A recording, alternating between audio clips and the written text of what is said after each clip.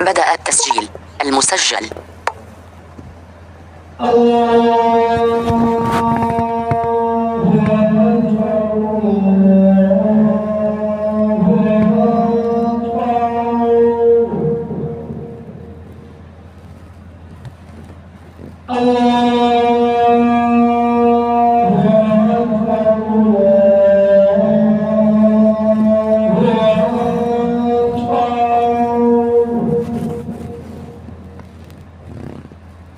أشهد أن لا إله إلا الله.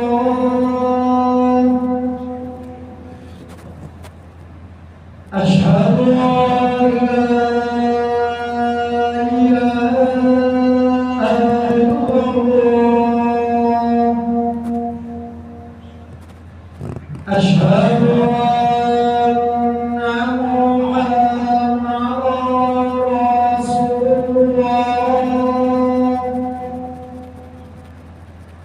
أشهد أن محمدًا رسول الله.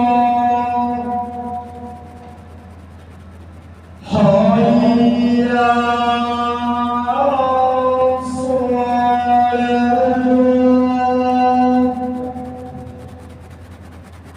حي على الصلاة.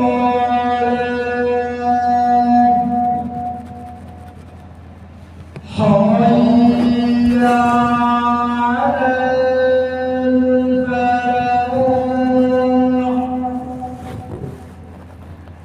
حي على الفلاح.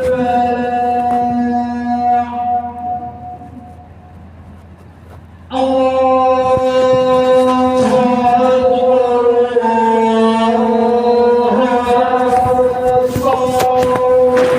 النظر على لا إله إلا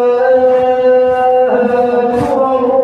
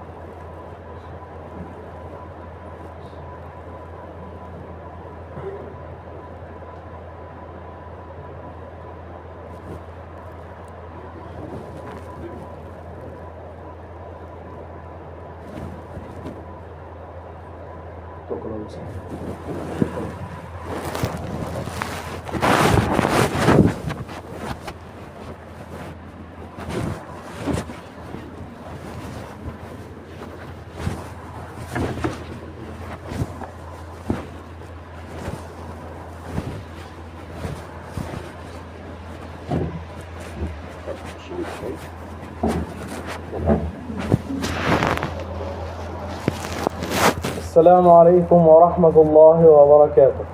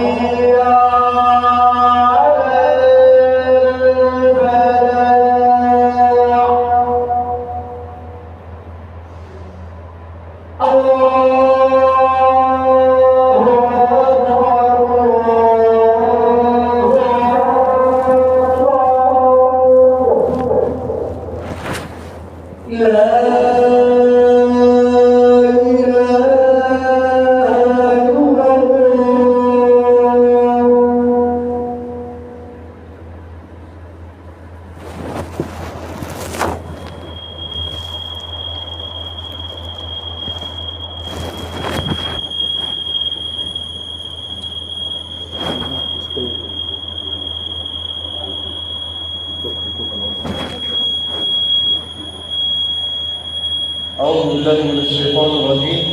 بسم الله الرحمن الرحيم. الحمد لله رب العالمين. الحمد لله الغفور التواب. الحمد لله الهادي إلى الصواب، مزيل الشدائد وكاشف المصاب. الحمد لله فارج الهم وكاشف الغم، مجيب دعوة المضطر. فما سأله سائل فخار، يسمع جهر القول وخفي الخطاب. أخذ بنواصي جميع الدواب، فسبحانه من إله عظيم، لا يماثل ولا يضاهى ولا يرام له جناب. هو ربنا لا إله إلا هو، عليه المتكل وإليه المرجع والمآب. وأشهد أن لا إله إلا الله وحده لا شريك له، إلهي وسيدي ومولاي. أيا من كلما نودي أجابا، ومن بجلاله ينشي السحابا. وكلم في الدجى موسى بلطف كلاما، ثم ألهمه الخطابا. ويا من رد يوسف بعد بعد، وكان أبوه ينتحب انتحابا. ويا من خص أحمد واصطفاه وأعطاه الرسالة والكتابا وقربه وسماه حبيبا وأعتق في شفاعته الرقابا.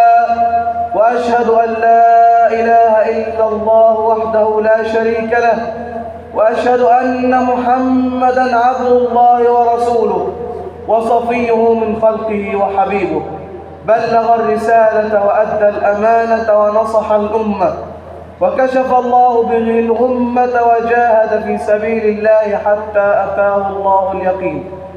اللهم صل وسلم وزد وبارك وأنعم على هذا النبي الأمين وعلى آله وأصحابه والتابعين لهم بإحسان إلى يوم الدين، ثم أما بعد. موضوعنا اليوم يدور تحت عنوان الاتحاد قوة. الساعة الآن ومن صور 1:15 دقيقة.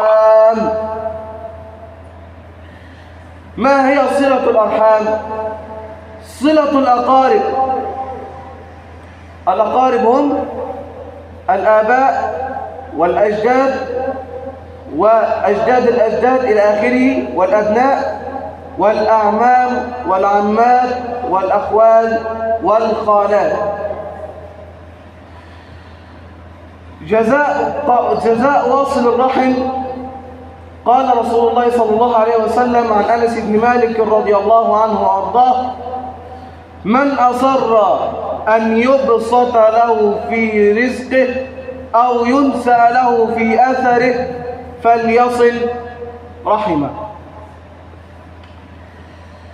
بينما الله تعالى في حديث قدسي بعدما فرغ من خلق السماوات وخلق الأرض وخلق البشر والحيوانات والجن وإلى آخره، قالت الرحم: هذا مقام العائذ من يقطعني. فقال لها الله تعالى: أما ترضين أن أصل من وصلك وأن أقطع من قطعك؟ قالت: بلى يا ربي، بلى يا ربي. قال الله تعالى: ولك هذا، يعني ولك هذا يعني بالعربي كده، أو زي ما احنا بنقول بالبلدي كده، طلبك مقبول يعني.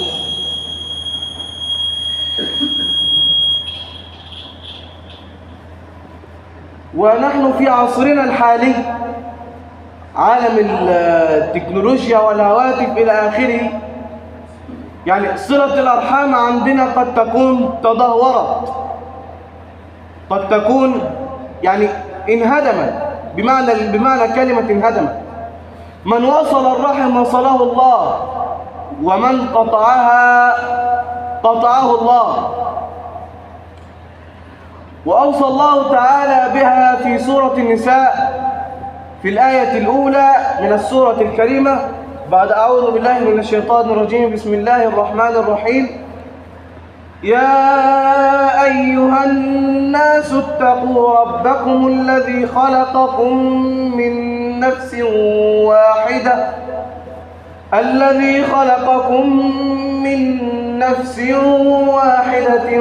وخلق منها زوجها وبث منهما رجالا كثيرا ونساء، واتقوا الله الذي تساءلون به والأرحام، إن الله كان عليكم رقيبا.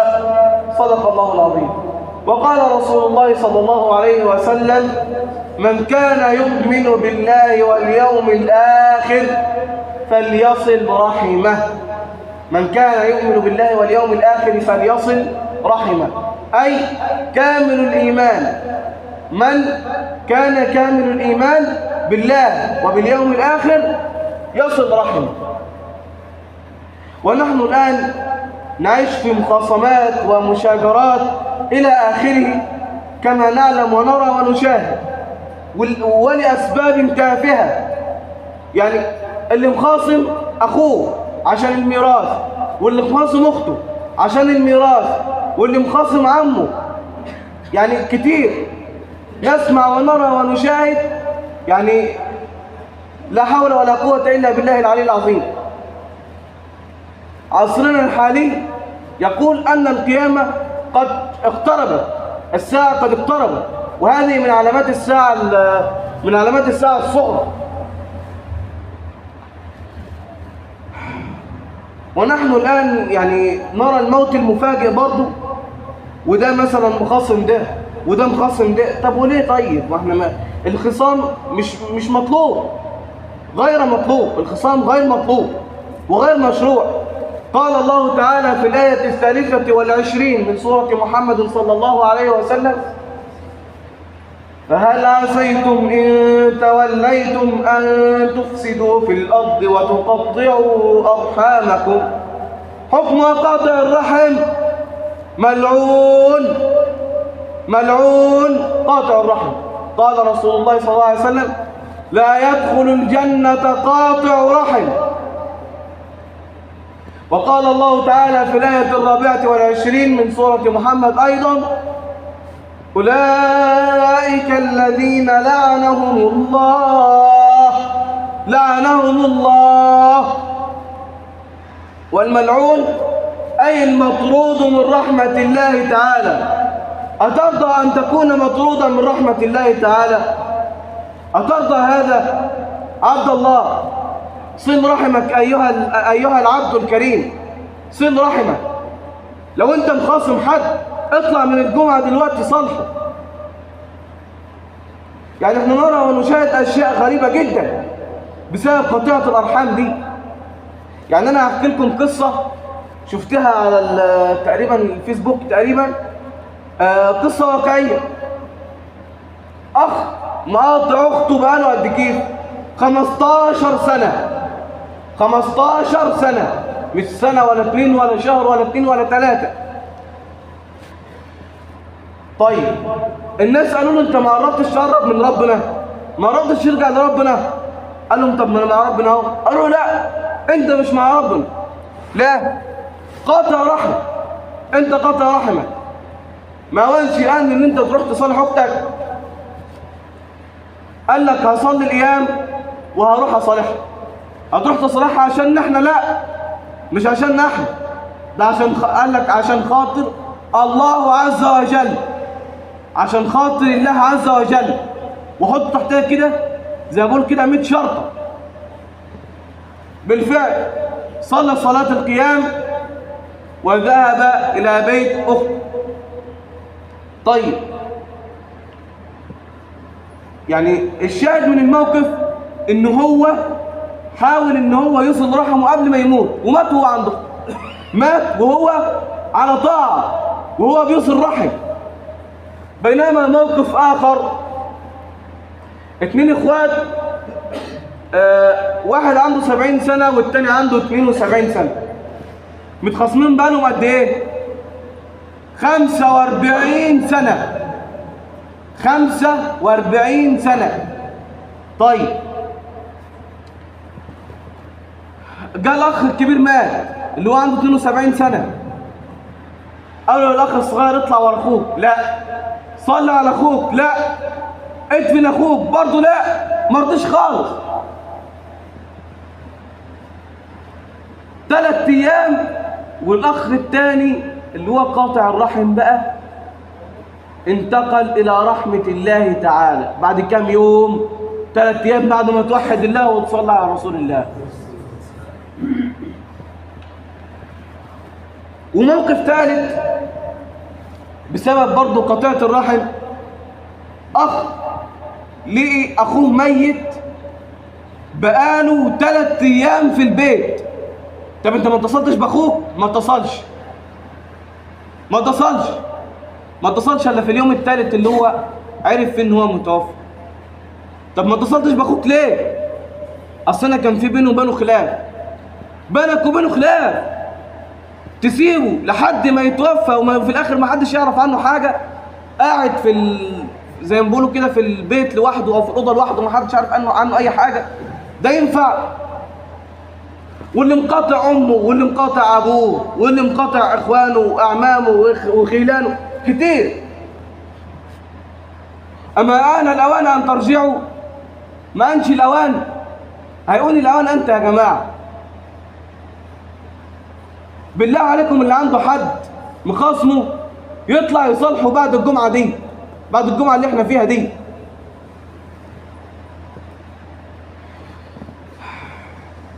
يعني الخصومات بقت كتير قوي اليومين دول والله العظيم، بقت حاجة ما يعلم بها غير رب العباد. يعني بينما قال الحبيب بعد ما تصلى عليه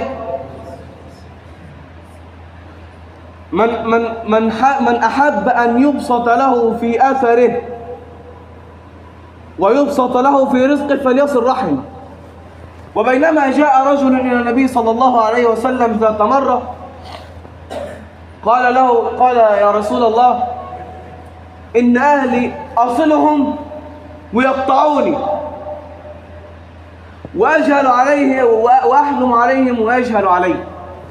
قال له النبي صلى الله عليه وسلم إن كان هذا ما تقول فقد سفهم المل.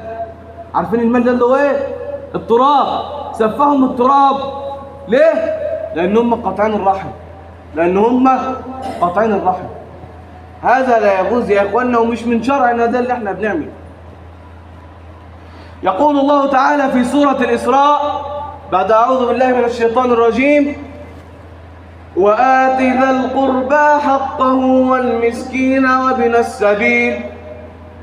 وقال الله تعالى في سورة الروم وآت ذا القربى حقه والمسكين وابن السبيل ذلك خير للذين يريدون وجه الله. أما تكون من يريدون وجه الله؟ أما تكون من المفلحين؟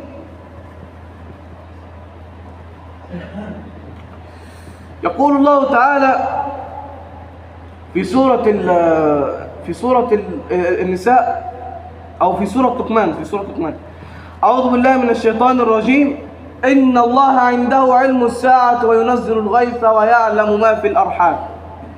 أنا عامة بجيب لكم كل آية فيها كلمة الرحم، لأن إحنا دلوقتي بقينا مفيش عندنا صلة رحم أصلا.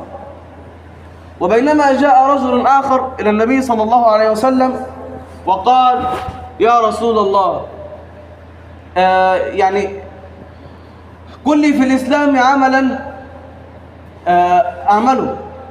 قال تشهد أن لا إله إلا الله وأن محمد رسول الله وتقيم الصلاة وتؤتي الزكاة والآخرة إيه؟ وتصل الأرحام. يعني قال له تقيم تصلي وتزكي وتصل الرحم. بينما قال الحبيب صلى الله عليه وسلم وإن كان في هذا الحديث ضعف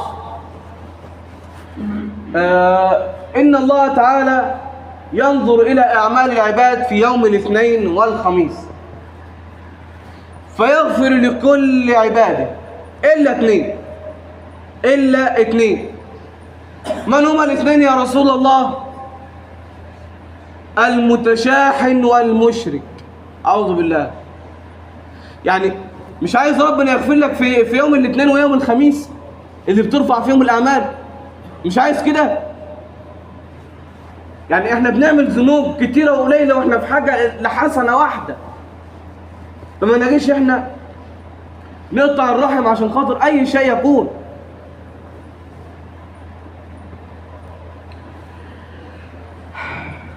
لا إله إلا الله. الأرحام من الواجب علينا أن نصلها إن كان قريب أو بعيد. وننتقل لعنصر آخر وهو يعني الأرحام اللي هي مثلا مش قريبك، اللي هو زي صاحبك كده مثلا. الناس اللي بتخاصم بعضها اليومين دول اللي الرسول راح وحد بين المهاجرين والأنصار في الهجرة بتاعته، أخى بين المهاجرين والأنصار واليهود، وعلى رأسهم زعيم المنافقين عليه من الله ما يستحق، عبد الله بن أبي بن سلول، بعث رجلين وهم ليس حاضرين في ذهني الآن، بعثهم إلى المسلمين المهاجرين والأنصار لكي يفرق بينهم. قال: ذكرهم بيوم بعاث. طيب عملوا ايه؟ كانوا عايزين يتخانقوا. النبي قال لهم ايه؟ أتدعون بدعوة الجاهلية وأنا بينكم؟ بكوا جميعا. نزلت الآية الثانية والثالثة بعد 100 من سورة آل عمران، يقول الله تعالى فيها: يا أيها الذين آمنوا اتقوا الله حق تقاته ولا تموتن إلا وأنتم مسلمون. الساعة الآن واعتصموا بحبل 1:30 جميعا ولا دقيقة. واذكروا نعمة الله عليكم شاشة القفل. كنتم أعداء فألف بين قلوبكم فأصبحتم بنعمته إخوانا وكنتم على شفا حفرة من النار فأنقذكم منها. نزلت هاتين الآيتين بسبب ان المسلمين كانوا عايزين يفترقوا عن بعض، وطبعا يعني هذا لا يجوز، هذا لا يجوز. انت دلوقتي تشوف عمك في الشارع ولا خالك في الشارع، يعني في واحد والله العظيم انا سامعه بيقول له روح عند عمك، محدش يزعل مني في اللفظ، يعني عمك هباب. طب ده ينفع يا اخوانا؟ تخلي الطفل يتجرأ انه يشتم عمه لما يكبر بعد كده؟ طب ما عمه ده يبقى ما عمه ده يبقى اخوه. ما تصل اخوك يا عم، وما تحرصش وما تخليش الاطفال تتفرج علينا، ما نبقاش فرجه للاطفال. روح عند عمك هباب، روح عند عمك مش عارفه ايه. والشتايم اللي احنا بنسمعها دلوقتي، الاخ يشتم اخوه والابن يشتم ابوه ويمد ايده على ابوه ويعصى ابوه، ابوه يقول لي يمين يقول لك لا ده شمال، ويختلف وابوه يقطع ابوه لحد ما حد فيهم يتوفى. طيب ليه يعني كده؟ النبي صلى الله عليه وسلم يعني عشان برضو نبقى واضحين كان عايز يصلي على سيدنا عبد الله بن ابي بن سلول، على عبد الله بن ابي بن سلول المنافق. ربنا قال في القرآن في سورة التوبة: ولا تصلي على أحد منهم مات أبدا ولا تقم على قبره. طيب السيدة أسماء بنت أبي بكر الصديق رضي الله عنها وعن أبيها وصلى الله وسلم على صاحبه جاءت للنبي صلى الله عليه وسلم: يا رسول الله أمي كافرة. أم السيدة أسماء كانت كافرة، أنصلها يا رسول الله؟ قال: نعم. ما قالهاش اقطع صلة الرحم، لا، قال لها صليها بالمعروف. يقول الله تعالى في سورة لقمان الحكيم بعد أعوذ بالله من الشيطان الرجيم: ووصينا الإنسان بوالديه حملته أمه وهنا على وهن وفصاله في عامين أن اشكر لي ولوالديك إلي المصير وإن جاهداك على أن تشرك بي ما ليس لك به علم فلا تطعهما وصاحبهما في الدنيا معروفا. صاحبهم في الدنيا معروفا يعني صل رحمهم، يعني ودهم بأي نوع من أنواع الاتصال أو من أنواع التواصل، بالمراسلات، بالاتصال، بحضور أفراحهم، ومواساتهم في أحزانهم وجلب الخير لهم. نحن الآن نتمنى لأي حد من قرايبنا إن هو يتأذي، والله العظيم، واللي أنا بقوله ده حقيقة، بنتمنى إن أي حد من قرايبنا يتأذي. طب ليه؟ ليه؟ ربنا ما أمرناش بكده ولا ديننا أمرنا بكده يا إخوانا. أقول قولي هذا وأستغفر الله العظيم لي ولكم، وتوبوا إلى الله جميعا أيها المؤمنون لعلكم تفلحون. جارنا مثل الكاميرا باختصار 1:34. الحمد لله رب العالمين، والصلاة والسلام على أشرف المرسلين وخاتم النبيين ورحمة الله للعالمين سيدنا محمد وعلى آله وصحبه أجمعين، ثم أما بعد. أطلت عليكم، ولكن أختم بهذا الحديث النبوي الشريف وأعيد مرة واثنين وثلاثة: من كان يؤمن بالله واليوم الآخر فليصل رحمه. وأوصى الله تعالى في سورة النساء في الآية 36: أعوذ بالله من الشيطان الرجيم: واعبدوا الله ولا تشركوا به شيئا وبالوالدين إحسانا وبذي القربى واليتامى والمساكين وابن السبيل والجار ذي القربى والجار الجنب والصاحب بالجنب وابن السبيل وما ملكت أيمانكم. أوصى بذي القربى. ذي القربى هم أرحامك، أباك، أمك، جدك، جدتك إن كانوا موجودين، أمامك، أخوالك، خالاتك، عماتك. نحن الآن نلاقي الأب مخاصم ابنه، والابن مخاصم أبوه، والأخ مخاصم أخته، والأخت مخاصم أخوها، ونرى ونشاهد إلا من رحم الله، إلا من رحم الله، مما نراه ونشاهده الآن، ومما يكتب على النت من كلام قبيح في حق الأقارب. هذا لا يجوز يا إخواني، هذا لا يجوز. يقول حبيبكم محمد صلى الله عليه وسلم: ما من يوم الجمعة إلا وفيها ساعة إجابة، فادعوا الله معي لعلها أن تكون هذه هي الساعة. اللهم اغفر لنا ذنوبنا وإسرافنا في أمرنا، وثبت اللهم على الحق أقدامنا، وانصرنا على القوم الكافرين. اللهم أرنا الحق حقا وارزقنا اتباعه، وأرنا الباطل باطلا وارزقنا اجتنابه. اللهم اجعل جمعنا هذا جمعا مرحوما، وتفرقنا من بعده تفرقا معصوما، ولا تجعل يا رب منا ولا بيننا شقيا ولا محروما. هذا وصلى الله وسلم وبارك على سيدنا محمد وعلى آله وصحبه وسلم، والحمد لله رب العالمين. وأقم الصلاة إن الصلاة تنهى عن الفحشاء والمنكر، ولذكر الله أكبر والله يعلم ما تصنعون. اذكروا الله العظيم يذكركم، واستغفروه يغفر لكم، وأقم الصلاة إن الصلاة كانت على المؤمنين كتابا موقوتا.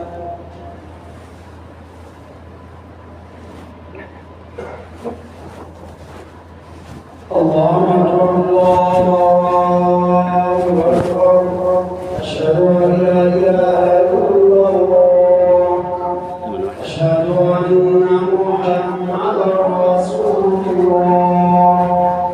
حي على الصلاة، حي على الفلاح، قد قامت الصلاة، قد قامت الصلاة.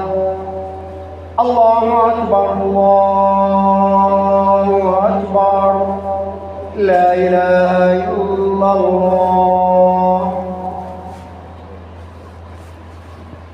استقيموا بالصلاة يرحمكم الله. سووا واعتدلوا فإن تسوية الصف من تمام الصلاة. النظر موضع السجود والتكبير بالسر، لا تسبقوا الإمام ولا تساووه، أتموا الصف الأول ثم الذي يليه، إن كان نقص فليكن في الصف المؤخر. الله أكبر. بسم الله الرحمن الرحيم. الحمد لله رب العالمين، الرحمن الرحيم، مالك يوم الدين، إياك نعبد وإياك نستعين، اهدنا الصراط المستقيم، صراط الذين أنعمت عليهم غير المغضوب عليهم ولا الضالين.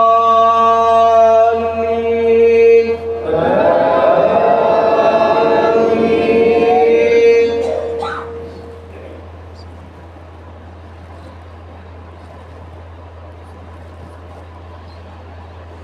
ووصينا الإنسان بوالديه حملته أمه وهنا على وهن وفصاله في عامين أن اشكر لي ولوالديك إلي المصير، وإن جاهداك على أن تشرك بي ما ليس لك به علم فلا تطعهما، وصاحبهما في الدنيا معروفا، واتبع سبيل من أناب إلي، ثم إلي مرجعكم فأنبئكم بما كنتم تعملون. الله أكبر.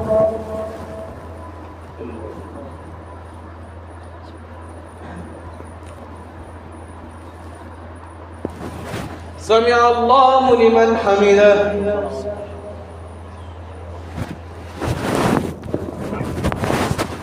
الله أكبر.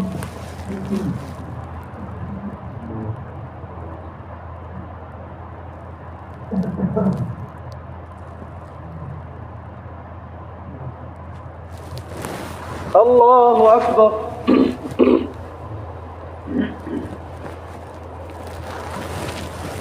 الله أكبر.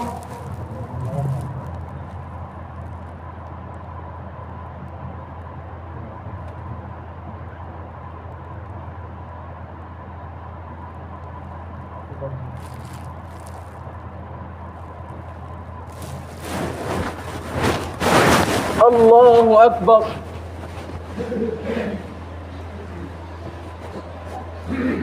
بسم الله الرحمن الرحيم.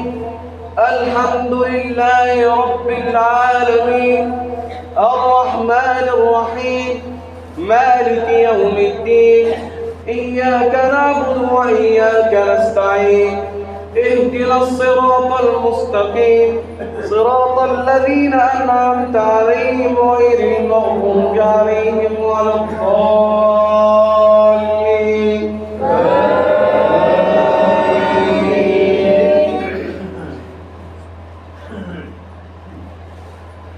وآت ذا القربى حقه والمسكين وابن السبيل ولا تبذر تبذيرا، إن المبذرين كانوا إخوان الشياطين وكان الشيطان لربه كفورا. وإما تعرضن عنهم ابتغاء رحمة من ربك ترجوها فقل لهم قولا ميسورا. الله أكبر.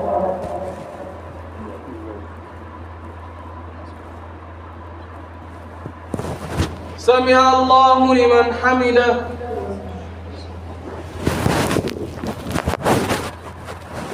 الله أكبر.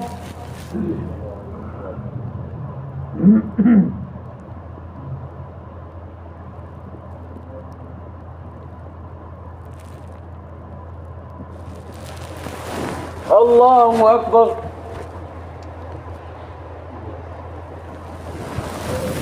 الله أكبر.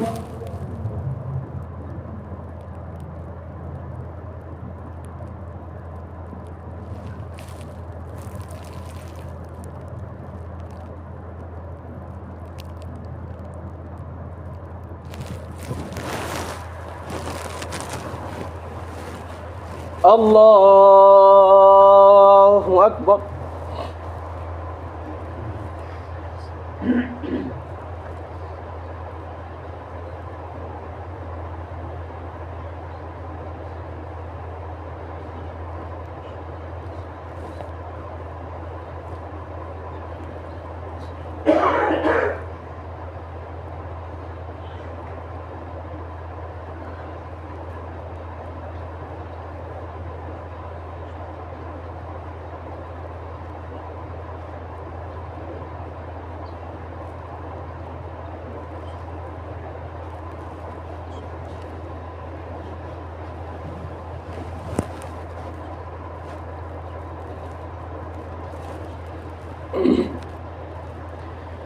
السلام عليكم ورحمة الله. السلام عليكم ورحمة الله. الساعة الآن 1:45.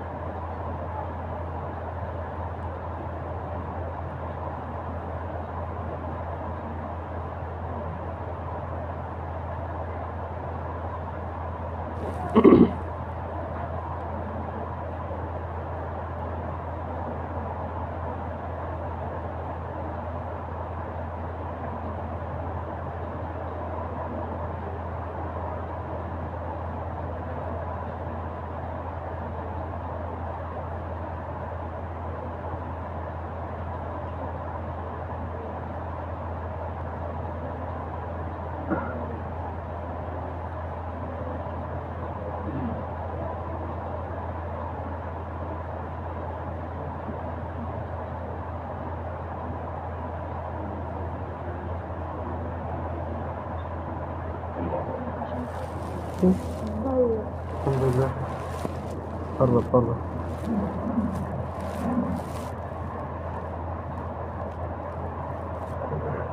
رايك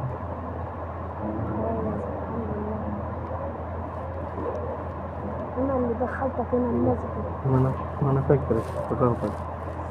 بقولك إيه رأيك في الخطبة؟ لا الحمد لله. فيها تعليقات ولا فيها حاجة؟ لا. بس هي المشكلة في المدينة كلها المجد. عايز تظبط شوية. عمال يصفر جامدة وده اللي كان بيخلينا أصلا. إن شاء الله الجمعة الجاية إن شاء الله مش هشتغل في السفارات ولا أي حاجة إن شاء الله. كمان الصوت مش واصل. أيوة كل مرة كده. ماشي.